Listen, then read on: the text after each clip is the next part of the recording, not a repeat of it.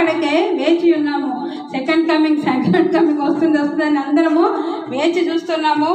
మరి ఎందుకు ఆలస్యం అంటే అందరూ రక్షణ పొందాలనే ఆయన ఆలస్యం చేస్తున్నాడు. చిన్నప్పటి నుంచి వింటున్నాం, మన అమ్మమ్మ అవ్వగారు జేజీలు అందరూ చెప్తూనే ఉన్నారు సెకండ్ కమింగ్ ఉంది జాగ్రత్త అని. మరి ఎందుకు ఇంకా దేవుడు ఆలస్యం చేస్తున్నాడంటే అందరూ కూడా ఆయన వైపు రక్షణ పొందాలా, మారు మనసు పొందాలా, ఆయన వైపు తిరగాల.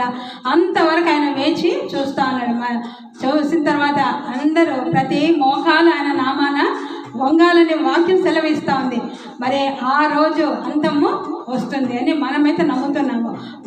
బైబిల్ చెప్పిన ప్రకారంగా ప్రతి మోకాలు ఆయన నామాన వంగుతుందని. మరి ఆ రోజు కోసము మనము ఈ సువార్తను ప్రకటిస్తూనే ఉండమని చెప్పినాడు యేసయ్య. అంతవరకు వేచి ఉండండి, అన్ని బాధలు సహించండి, బాధలను భరించండి. నా నామాన మీకు హింసలు రేగినా కూడా యేసయ్య ఆయన కోసం మేము నిలబడతామన్న వాళ్ళు మరి పరలోకానికి వెళ్తారు.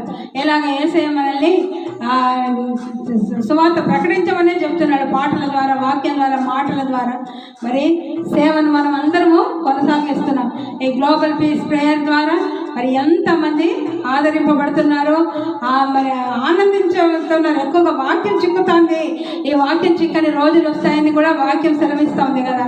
వాక్యం కరువయ్యే రోజులు రాకముందే సువార్త ఇంటింటి ప్రకటింపబడుతుంది కొన్ని ఏళ్లుగా చాలా. కానీ ఇంకా ఎన్నో ప్రాంతాలకు తెలియకుండా ఉంది.